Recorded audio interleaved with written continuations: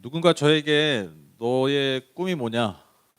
라고 물어보면 제가 이제 몇 가지 대답할 게 있거든요. 제가 이제 저는 이렇게 막 거창한 꿈을 이렇게 뭐 비전 뭐 이런 거 없어진 지 오래거든요. 그냥 주어진 삶을 주어진 자리에서 잘 살아가자. 이게 가장 큰 뭐 목표이긴 하지만 그럼에도 이제 너가 평생 정말 이루고 싶은 꿈이 뭐냐라고 저한테 누가 물어본다면 저는 그 중에 하나를 꼭 이걸 얘기하는데 그게 뭐냐면 저는 평생 목사로 살다가 죽고 싶습니다. 그러니까 나중에 목사 노릇 그만하고 뭐 다른 일을 하고 뭐 이런 게 아니라 저는 제가 하나님한테 부름 받을 때까지 목사라는 그 사명, 그 일을 감당하면서 살고 싶습니다. 물론 이제 목사로 산다는 게 뭐 쉬운 적은 없었죠. 늘 목회자로 산다는 거는 사실 뭐 다 쉽지 않습니다. 뭐 다 마찬가지겠지만 특별히 앞으로 시대에서 앞으로 다가올 시대, 지금도 그렇지만 앞으로 시대의 어떤 전망을 보면 목회자로 산다는 건 정말 쉽지 않은 그런 시대가 이미 도래했고요. 또 앞으로 더 할 것이라는 게 모두의 예상이죠, 그렇죠? 현실적으로 뭐 여러 가지 제약들이 좀 많고요. 현실적으로 이제 교회가 점점 쇠퇴하게 되고 현실적으로, 현상적으로 그렇기 때문에 쉽지 않고요. 또 제 개인적으로 봤을 때 또 내가 저의 부족함과 제 연약함을 알기 때문에 이런 것들을 내가 극복해가면서 목사로 산다는 거 절대로 쉽지 않다라는 거 저도 잘 알고 있고 그렇기 때문에 꿈이에요. 그렇기 때문에 소망이고 그렇기 때문에 정말 그렇게 살고 싶습니다. 그런데 제가 이렇게 뭐 긴 세월은 아니지만 목회자로서 살면서 종종 이제 그런 생각이 들 때가 있어요. 내가 목사로 사는 게 정말 내가 잘 살고 있나? 목사로서 내가 정말 잘 살고 있는가?라고 이렇게 질문이 들고 저 스스로에게 질문할 때가 있는데 제가 한번 이 질문을 좀 심각하게 고민한 적이 있어요. 그게 뭐냐면 제가 막 뭘 되게 못해서 목사로서 되게 못해서 뭐 이런 거는 늘 고민해요. 이런 건 늘 뭐 내가 목사로서 뭐 잘 못하는데 어떻게? 근데 그런 게 아니라 내가 뭘 못해서 내가 뭘 잘 해내지 못해서 내가 잘 살고 있나가 아니라 누군가 나에게 비난을 해서 누군가 나를 정죄해서 뭐 그런 생각이 들었던 게 아니라 역설적으로 여러분 아무도 나에게 비판을 안 하는 거예요. 아무도 나에게 너가 지금 잘못하고 있다라고 얘기하지 않다라. 그걸 넘어서 오히려 칭찬을만을 듣고 있고 그냥 잘하고 있다라는 말만 듣고 있고 그런 말만 또 그런 거에 익숙해져서 그냥 잘하고 있나 그냥 목사로서 살고 있다라고 생각하고 있었는데 어느 순간 과연 이게 진짜 내가 목사로 잘 살고 있는가? 라는 생각이 들었다라는 것이죠. 왜냐하면 여러분 잘 생각해 보세요. 예수님은요. 그분이 공생애를 사역하시는 사역 내내 뭘 많이 잡수셨느냐? 욕을 많이 잡수셨어요. 그렇죠? 아시죠? 그러니까 그분이 이제 먹보의 술꾼이라는 별명이 있었잖아요. 그러니까 그분이 포도주도 너무 좋아하시고 잘 드셨어. 근데 잘 마시고 잘 드신 것만이 아니라 먹는 것만 잘 드신 게 아니라 어딜 갈 때마다 욕을 많이 잡수셨어요. 많은 비판에 직면하셨어요. 많은 대적자들의 직접 직면하셨다라는 거예요. 그래서 여러분 성경에 예수님이 하신 말씀 중에 많은 말씀이 그들의 도전과 그들의 반응에 또한 대응하는 게 예수님의 말씀이 많아요. 니들이 뭘 잘못 알고 있구나. 너들이 말하는 게 틀린 것이다. 원래 하나님의 본 뜻은 이런 거야. 원래 하나님 우리에게 이런 삶을 원하시는 거야. 너희들이 잘못하고 있는 거야. 근데 여러분 예수님을 비난했던 사람들이 대부분 어떤 사람들입니까? 당시의 유대의 종교 지도자들이었어요. 그러니까 쉽게 얘기하면 제가 목사잖아요. 목사로 사역을 하고 있는데 자꾸 주변에서 목사, 전도사, 장로님들 이런 분들이 날 욕하는 거예요. 그럼 우리들 같은 상황에서 어떻게 해야 됩니까?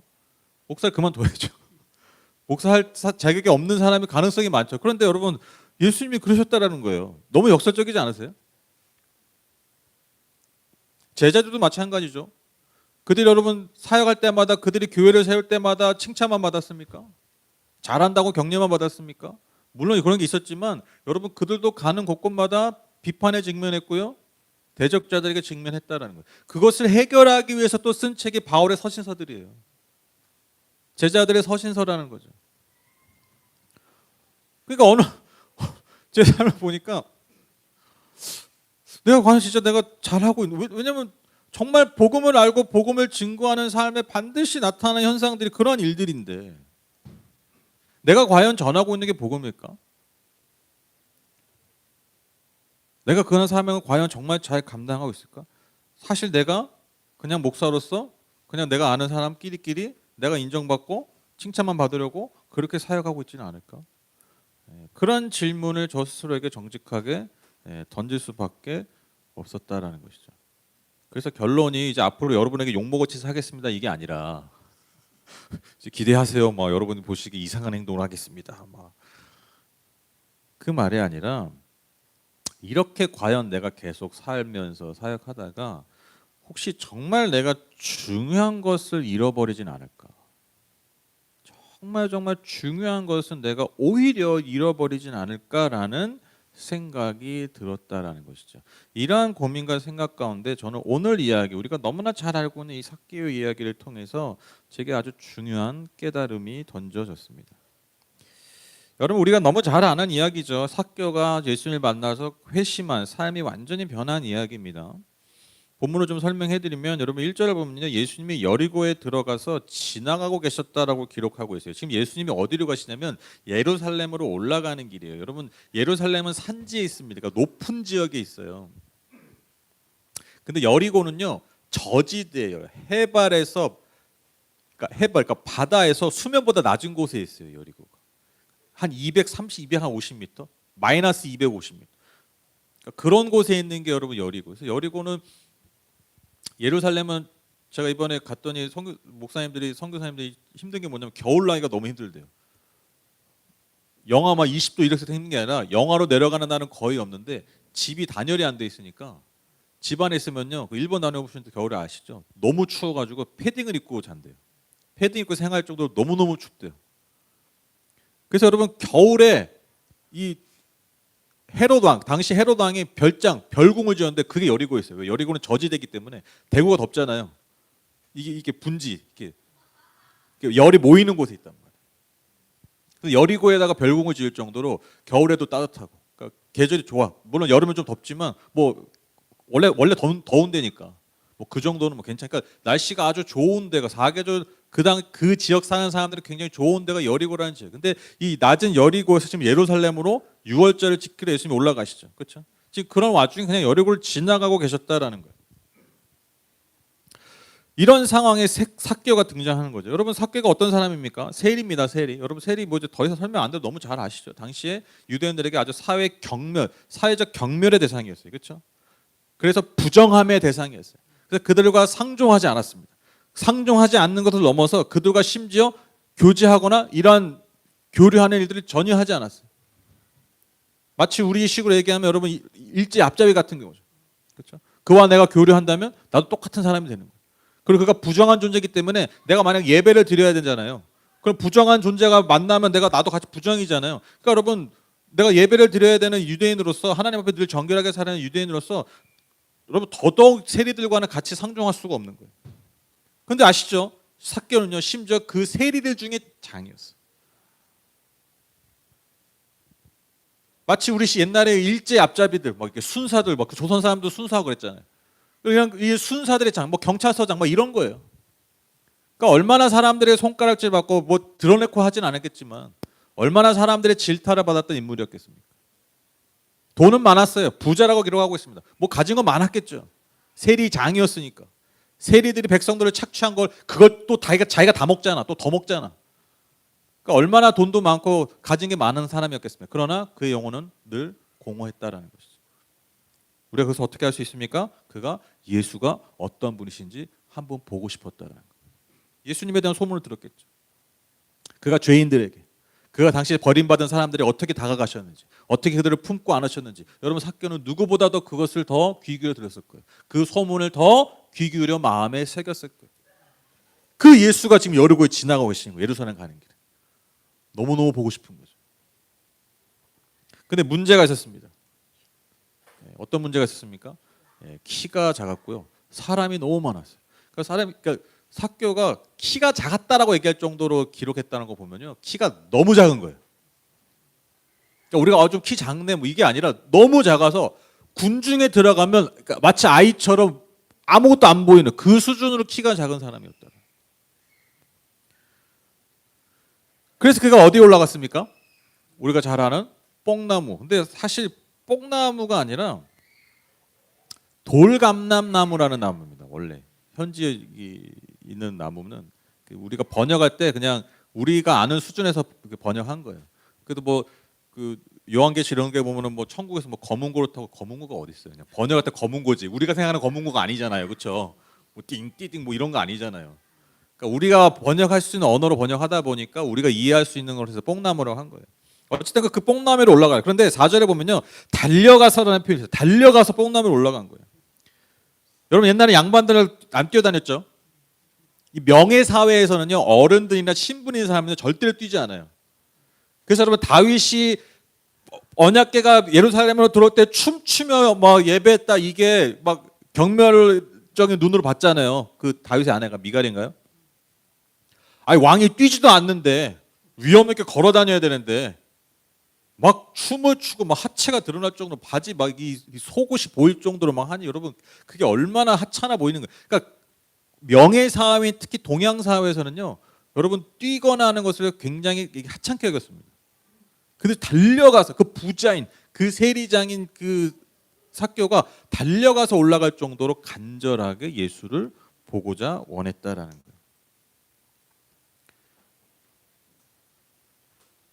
근데 여러분 왜 뽕나무였을까? 정확히 말하면 아까 얘기했죠. 돌무화과 나무인데 여러분 이 나무가 잎이 크고요. 가지가 낮습니다. 이게 제가 이번에 여리고에 가서 제가 이번에 여리고 갔거든요. 가서 여리고 왜 갔냐면 KFC 치킨 사러 갔어요. 여리고라는 지역은 그 여담인데 여리고라는 지역은 그 팔레스타인 그 아랍인들이 사는 동네예요. 근데 이 유대인들은 유대인들만의 그 음식법 있잖아요. 코셔라고 하는데 이슬람은 할랄 푸드라고 하죠. 할랄이라고 하잖아요. 할랄식. 근데 이스라엘은 이게 코셔라고 하는데 이 코셔가요 더 복잡해. 그래서 뭘 빼고 피를 빼고 해서 치킨이 맛이 있을 수가 없대요.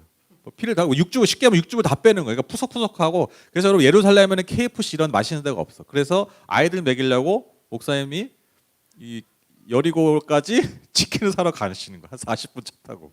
그 가는 길에 저도 같이 동행을 해서 치킨 사러 가다가 치킨 KFC 근처에 마침 삭개오 나무 기념하는 교회가 있어. 그래서 제가 이제 가서 실제 나무를 찍어 왔는데 네. 이분은 삭개오가 아닙니다. 삭개오가 아니라 한성노라고 네, 바로 접니다. 네. 왜 그러냐면 제가 여기 다녀왔습니다 보여주려는 게 아니라 한번 가늠해 보시라고. 올라갈만 하죠 뒤에 나무, 그렇죠? 그리고 보시다시피 가지가 낮은 곳에 있고 원래 발파가 올라가기 좋고 또 옆으로 길게 튼튼하게 뻗어 있잖아요. 딱 올라와서 걸터앉기 딱 좋죠, 그렇죠? 그리고 잎이 많습니다. 매복하기 좋아요. 이게 삭개오인지 아닌지도 작아서 잘 몰라. 그러니까 군중의 눈도 피하고 체면도 나름 차리면서 예수를 보기에 참 좋은 나무가 딱 이 돌무화과 나무라는 거죠. 네. 안녕. 수고했어. 그런 삭개오를 예수님이 보신 거예요. 그 삭개에 올라간 나무에 올라간 삭개오를 보신 거예요. 그걸 주목해 보신 거죠. 그 영혼을 꿰뚫어 보신 거예요. 그리고 그를 부르시죠. 5절에 보시면 예수께서 그곳에 이르러서 쳐다보시고 그에게 말씀하셨다. 삭개오야 어서 내려오너라. 오늘은 내가 내 집에서 묵어야 하겠다. 여러분 이게요 보통 놀라운 말씀이 아닙니다. 왜냐하면 여러분 예수님께서 일단 여리고를 그냥 지나가시려고 했어요. 그런데 이 삭개오라는 인물 한 명 때문에 심지어 죄인들 중에 죄인인 부정한 자 중에 부정한 자인 이 삭개오 때문에 결국엔 여리고를 지나가셨다는 게 증명이 되는 거예요. 이 한 사람 때문에. 여러분 우리가 정말 중요한 사람, 나에게 정말 유익이 되는 사람, 이익이 되는 사람을 위해서 여러분 누가 예를 들면 누가 정말 고위직에 있는 사람, 정말 뭐 기업을 이루는 어떤 사람을 만나려면 우리가 어디든 한 거예요. 그 사람이 나를 만나려고 한다면, 그 사람이 나에게 도움을 준다고 한다면 여러분 발 벗고 가죠. 모두가 피하고 모두가 만나기 싫어하고 모두가 상종하기 싫어하는 자들을 위해서 여러분 우리가 시간을 내고 헌신할 수 있는 거 여러분 결코 쉽지 않습니다. 그게 우리 인간이잖아요.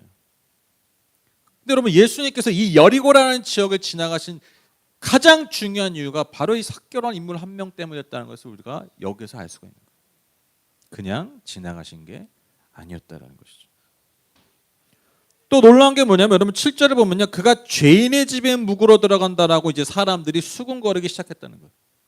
그러니까 예수님이 여리고라는 지역에 오시니까요, 처음에는 사람들이 기대했겠죠, 환호했겠죠, 환영했겠죠. 그런데 그러한 사람들의 반응이 갑자기 뭘로 바뀌는 거예요? 비난으로 바뀌기 시작합니다.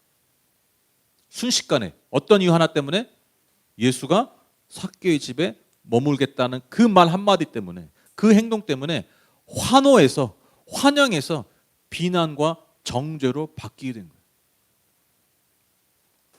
저가 만약 진정한 랍비라면, 진정한 선생이고 율법을 아는 자라면, 아니 기본적으로 그냥 유대인이라면 어찌 죄인 중에 죄인인 저 세리 삭개오의 집에 갈 수 있는 거예요. 심지어 그는 지금 유월절을 지키기 위해서 예루살렘 그 거룩한 성으로 올라가는데 유월절 안 지킬 거야? 생각이 있는 사람이야? 도저히 이해할 수 없는 장면이라는 것이죠. 여러분 한번 상상해 보세요. 예수님이 지나가시다가 삭개오를 본 거예요. 삭개오야. 사람들이 정적했겠죠. 이게 말을 안 했겠죠. 근데 여러분 삭개오 예수님 딱 부르시잖아요. 여러분 사람들이 예수님께 기대했던 건 뭘까요?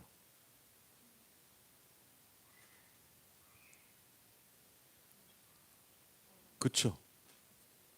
그 나무에 있는 삭개오를 향해서 예수님이 엄중한 저주의 말, 심판의 말, 아니 심판의 행위를 하시는 걸 원했을 거예요. 그렇죠? 모두가 다 그걸 원했을 거예요. 아, 드디어 예수님이 삭개오를 보셨구나. 저 인간 내가 저 인간을 뜯긴 돈이 얼마인데. 예수님이 그를 부르시네? 보셨네? 아마 그 짧은 순간에 거기 있는 모든 사람들이 예수께서 그분의 말씀으로 그에게 저주하시고 그분의 능력으로 그를 심판하게 원하셨어요. 그런데 심지어 그의 집에 거하시겠다는, 즉 이 말은 그와 같이 식사하겠다는 거예요. 있을 수 없는 일이, 너무나 충격적인 일이 지금 벌어지고 있었다라는 것이죠. 여러분 한번 생각해 보세요. 제가 만약에 소문이 돌았어. 노 목사가 토요일마다 무슨 그 소위 말하는 밤일하는 사람들이랑 맨날 논대. 맨날 뭐 하면 그런 데서 막 일하는 뭐 저기 반짝반짝하는 일하는 맨날 그 사람들 토요일마다 맨날 어디서 놀대. 그 사람들 어울린대. 맨날 밥 먹는데. 몰라, 밥만 먹는지 뭘 먹고 마시는지 몰라. 주일날 그렇게 피곤해 보여. 어쩐지 이유가 있었어. 어쩐지 맨날 그냥 주일날 피곤해 보이고. 말은 안 하지만 만약 여러분 그런 소문이 진짜 우리에게 돌았다고 생각해 보세요.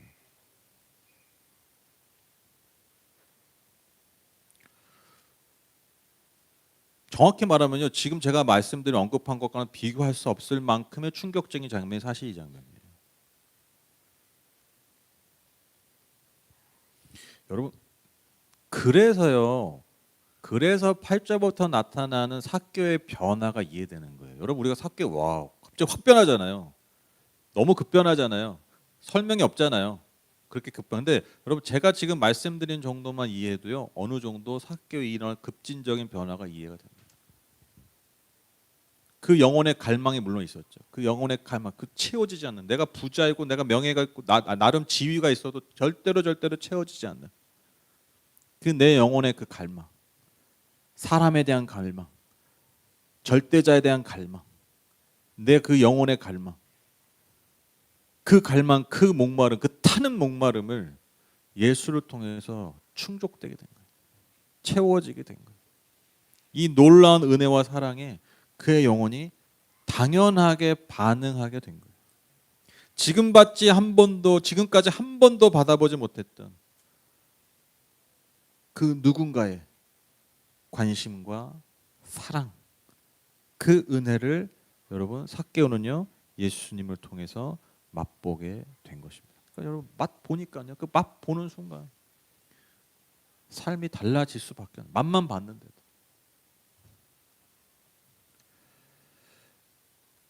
그래서 삭개오는요 구체적으로 여러분 자신의 삶의 변화를 선포합니다. 성경에 말하는 공의로운 삶, 하나님 원하시는 공의의 삶을 살기로 결단하게 됩니다.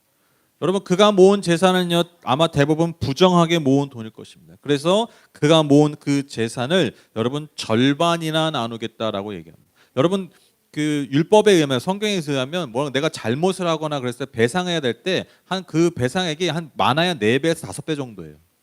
그러니까 내가 예를 들면 만 원을 뭐 범죄했다, 그걸 배상해야 된다, 그러면 한 4, 5만 원 갚으면 돼. 근데 그 수준이 아닌 거예요. 내 정말 재산의 절반을 하나님 가난한 자들을 위해서 쓰겠다라고 얘기한 거예요. 여러분 오늘 막 기도하시면서 중보하면서 은혜 받으시고 오늘 말씀 통해서 내가 정말 예수님 다시 만났어. 그래서 여러분 오늘 집에 가셔가지고 가족과 상의하시는 거예요. 우리 집이 지금 32평짜리인데 우리 16평짜리로 이사 갑시다. 집 팝시다. 이게 가능한 일이에요? 내가 지금 한 30평 살고 있는데 우리 15평짜리 아파트 빌라로 갑시다. 여러분 이게 가능할 법한 일입니까? 제가 말리죠. 그건 제가 말릴 거야 아마. 또 그런 경우들이 있어요. 아유 얼마나 돈이 많았으면 이럴까. 아니 반만 나눠도 저기 그 나머지 반만 해도 떵떵거리고 살만하니까 반을 드린다고 했겠지. 이렇게 또 고가운 눈으로 보는 사람들이 우리 중에는 없는데 있을 수 있잖아요. 근데 여러분 아시죠? 여러분 11조를 낸 분들은 아십니다. 없을 때보다 많을 때 더 힘듭니다. 너무 역설적이죠. 내도 내가 옛날보다 버는 게 더 많은데 그렇잖아요. 근데 액수가 내가 더 많이 벌면요 더 내기 힘들어요. 아니 그게 인간이에요. 인간이 그런다니까요. 오히려 없을 때는요 그냥 없으니까 내요 더. 그러니까 절대로 이걸요 이상한 눈으로 볼 수 없는 장면이에요. 정말 그가 하나님의 놀라운 은혜를 경험하고 그 은혜에 정말 진실되게 반응했다라는 거예요. 엄청난 일이 벌어진 거죠. 엄청난 일이. 그래서 예수님께서 선포하십니다. 9절에 보시면 오늘 이 구원이 이 집에 이르렀다. 이 사람도 아브라함의 자손이다. 얼마나 감격스러운 장면인지 모릅니다. 왜 그렇습니까? 모두가 삭개를 욕하고 모두가 삭개를 정죄하고 심지어 그를 부정하다 여겨서 가까이 하지 않았던 그 삭개오가 또한 그 가정 모두를 구별된 아브라함의 자손으로 구원받은 자손으로 받아들이시면서 이 가정 가운데 이 영혼들 가운데 하나님의 진정한 구원을 선포한 거예요. 이게 여러분 얼마나 놀랍고 감격스러운 장면인지 몰라요. 근데 더 감격스러운 장면이 나옵니다. 다시 한번 예수님께서 마지막으로 이 말씀을 던지십니다. 인자는 잃은 것을 찾아 구원하러 왔다. 저는 이 말이요, 진짜 좀 어떻게 들릴지 모르겠지만 너무 멋있어요. 기가 막혀요. 왜 그렇습니까? 왜 이 말이 멋있냐면 이 말을 하는 이 지금까지 어떤 그런 서사, 이 과정, 그리고 이 말을 듣고는 이 상황에서 이 주변 상황에서 이 말 던지신 게 너무너무 기가 막히고 멋있어요. 여러분 지금 모든 사람들이 예수님을 향해서 정죄하고 있어요. 같이 삭개와 도매급 취급하고 있어요. 모두가 지금 예수를 이해하지 못하고 있어요. 그런 사람들 앞에서 즉 그들 스스로 내가 하나님께 찾은 바 된 하나님이 찾은 사람이다 그렇게 생각하고 있던 그 선택된 자들에게 그 선민의식으로 가득한 자들에게 예수님께서 이렇게 말씀하신 거예요. 니들이 버린 사람들 내가 찾으러 왔다. 니들이 그들을 버렸기 때문에 내가 그들을 찾으러 온 거야. 이게 이 말씀이에요.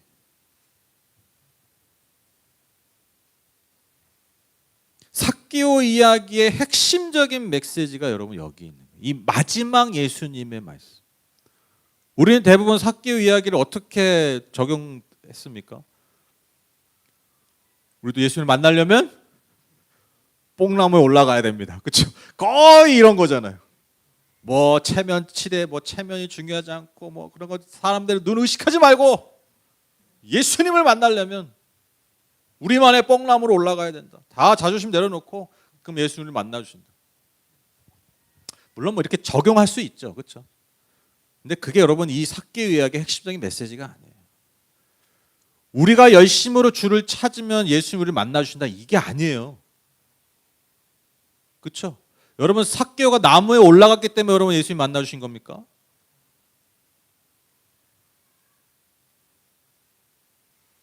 이 얘기가 그 얘기예요. 삭개오가 나무에 열심히 올라가서 예수님 만나 그 얘기가 전혀 아니라는 거예요. 모두가 버린 자야. 그래서 잃어버린 자를 예수님은 찾으셨다라는 거예요. 인간의 노력이 얘기하는 게 아니라 예수님이 잃어버린 자를 찾은 이야기예요. 다 버린 영혼을 예수님이 찾으신 이야기예요.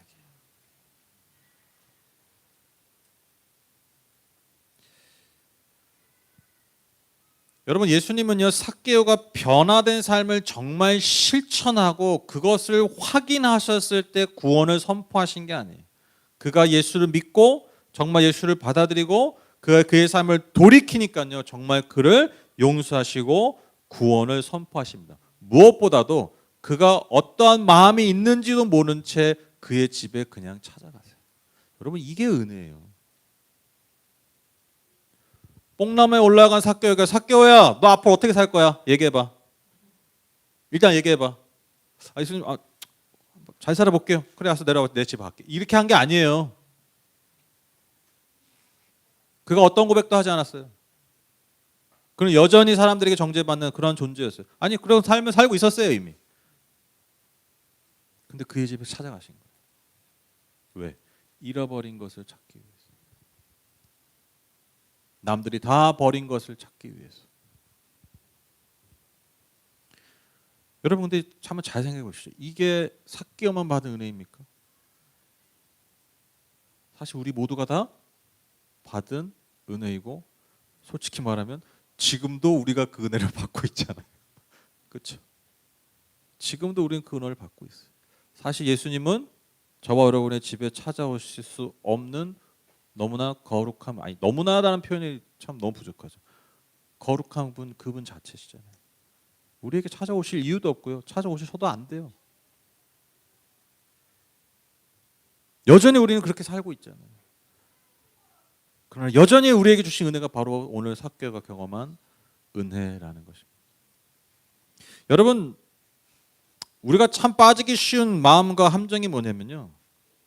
우리가 예수를 믿다 보면 자꾸 잊어버리는 게 뭐냐면 우리가 잃어버렸던 자 이런 걸 자꾸 잃어버리는 거예요. 무슨 말인지 아시죠? 우리가 사실 잃어버린 자였다라는 것을요 자꾸 우리가 잃어버려요. 잊어버려요. 나는 찾았지. 나는 찾은 바 됐지. 나는 이제 선택된 자지. 맞죠? 하지만 우리가 늘 기억해야 되는 게 뭡니까? 내가 지금 선택된 자이지만 우린 늘 잃어버린 자였다는 사실을 잊어서는 안 된다. 여러분 왜 유대인들이 예수님께 때로는 심판당했습니까? 왜 예수님께 정죄당했습니까? 이걸 잊어버렸기 때문이에요.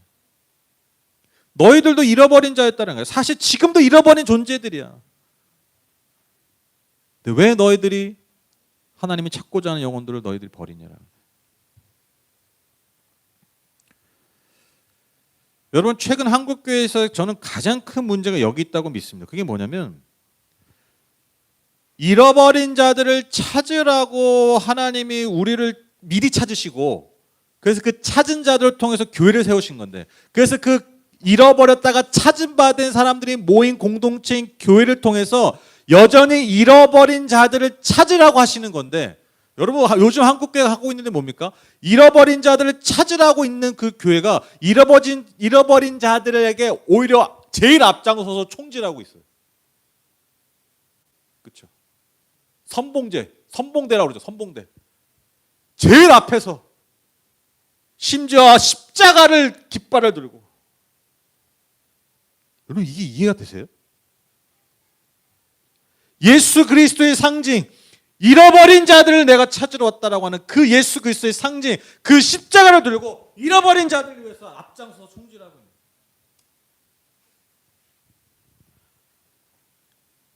거예요. 너는 이것이 죄고 너는 저것이 죄고 너는 그래서 심판받고,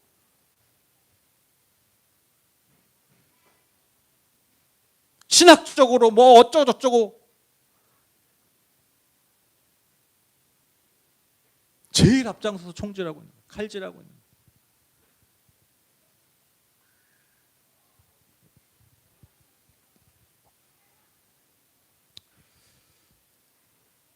제가 예전에 정말 평생 이렇게 살아야겠다, 또 이렇게 자꾸 공개적으로 얘기해야지 또 이렇게 살려고 노력하겠지. 좀 위험한 발언이지만, 진짜 이렇게 평생 살아야겠다고 제가 정말 그 마음에 먹었던 그 간증이 뭐였냐면, 여러분 그 이재철 목사님 아시죠? 이재철 목사님이 신앙을 하셨는데 이제 교회는 안 하실 때인데,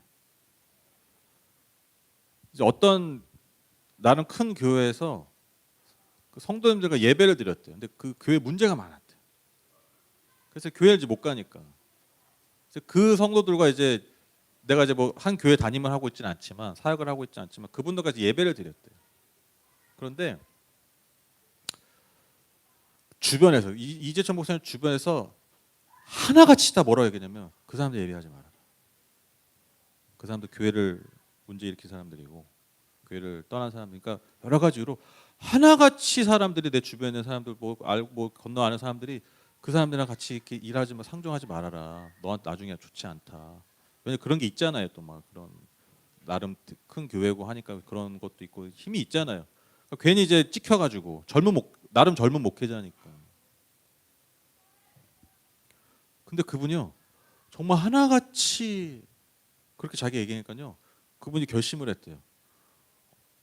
내가 나라도 이분들과 함께 해야겠다. 아무도 놀아주지 않으니까 나라도 이분들과 놀아줘야겠다. 그래서 그분들과 계속 예배를 드렸고요. 그래서 그분이 그분들과 함께 처음 세운 교회가 주님의 교회예요. 그분이 처음 개척한 거예요. 지금도 주님의 교회 아주 크게 잘 성장하고 있어요. 그분 딱 10년 하시고 물려주고 나오셨죠. 그 간증을 딱 들었을 때 제가 그때 전도사 시절입니다. 제 나름의 삶의 모토가 됐어요.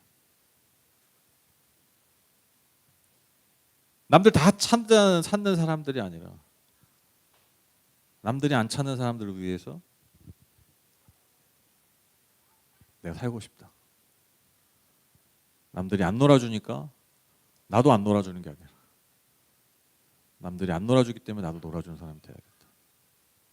정말 제 어떤 삶과 사역에 있어서 정말 하나의 어떤 기준과 지표가 된 그런 말씀이었어요. 그렇게 살려고 부족하지만 많이 노력합니다. 힘 있고 권력 있고 뭔가 나에게 유익 있는 곳에 기웃거리를 하지 말고, 정말 내가 뭔가 필요한 것을 얻기 위해서 기웃거리는 사람이 아니라 내가 필요한 사람들을 위해서 내가 그 사람들과 같이 하고 싶다. 이게 정말 제 평생의 소망이에요. 정말로. 정말 그렇게 살고 싶어요.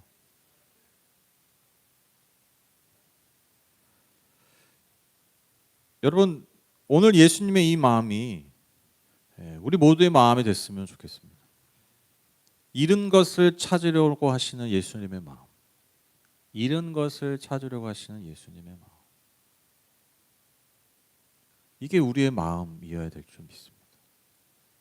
이게 우리가 교회로서 또 성도로서 이 땅에 존재하는 가장 중요한 이유인 것입니다. 여러분, 예수님을 이용해서 저 죄인 삭개오를 호통치고 저 삭개오에게 심판을 선포하고 진짜 하늘의 저주를 내리는 것이 여러분 그리스도인의 마음이 되어서는 안 됩니다. 왜 그렇습니까? 우리도 삭개오였기 때문입니다. 우리도 삭개오였습니다. 잃어버렸던 자였는데 예수님이 우리를 찾아오셨잖아요. 나랑 똑같이 잃어버린 자를 향해서 예수님 저 인간은 고통쳐 주시고 저 인간은 심판하시고 저 존재들은 저주해 주십시오라고 한다면 여러분 예수님은 여전히 우리에게 이렇게 말씀하실 겁니다. 니들이 버린 저 영혼들 때문에 나는 이 땅에 왔다.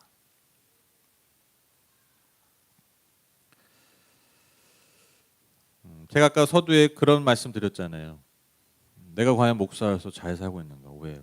아무런 비판을 당하지 않고 아무런 저항도 없고 그냥 그냥 잘한다는 얘기만 듣고 그냥 수고한다는 얘기만 듣지. 저는 오늘 이 말씀을 통해서 중요한 답을 얻습니다. 중요한 통찰을 얻습니다. 여러분 욕 먹을 삶을 살자라는 게 아니에요. 욕 먹을 짓을 하자라는 게 아닙니다. 우리가 잃어버린 자들을 찾으려고 할 때, 우리가 이 땅에 잃어버린 자들을 찾으려고 할 때, 때때로는 사람들이 우리를 오해할 수도 있고, 때때로 사람들이 우리를 손가락질할 수 있어도, 여러분 우리가 기쁨으로 그 일들을 감당해야 된다는 것입니다. 교회는 그런 것입니다. 하나님은 하나법교회를 바로 그 이유 때문에 세우신 줄 믿습니다. 여러분 북한에 아무도 관심 없어요. 진짜 관심 없어요. 여러분 지나간 사람, 여러분 지인한테 물어보세요. 북한 아무도 관심 없어요. 여러분 시간이 갔어요. 여러분 젊은 세대들, 다음 세대들 북한 통일 전혀 관심 없어요. 저는 이게 얼마나 감사한지 몰라요. 왜? 다 버린 거잖아요. 비유하자면 우리는 잃어버린 북한을 찾으려고 하는 거잖아요. 얼마나 감사합니까? 얼마나 감사합니까? 우리 교회 아시죠? 현수막 같은 거 잘 안 하는 거. 한 번 해가지고 막 1년 울고 먹잖아요 지금. 그렇죠? 안 떼잖아요. 왜 안 뗍니까? 잊지 말자라는 거예요. 잊지 말자라는 거. 우리의 마음과 우리의 삶이 여러분 우리의 사역이 잃어버린 자들 향해 있었으면 좋겠어요. 아무도 놀아주지 않는, 아무도 관심 갖지 않는. 그러나 누구보다 예수님이 찾고자 하시는 그들을 향해, 그 존재들 향해 함께 나아가는, 함께 뽕나무를 올려다볼 수 있는 그런 저와 여러분 하늘법교회 모든 성도님 다 되시기를 주님의 이름으로 축복합니다.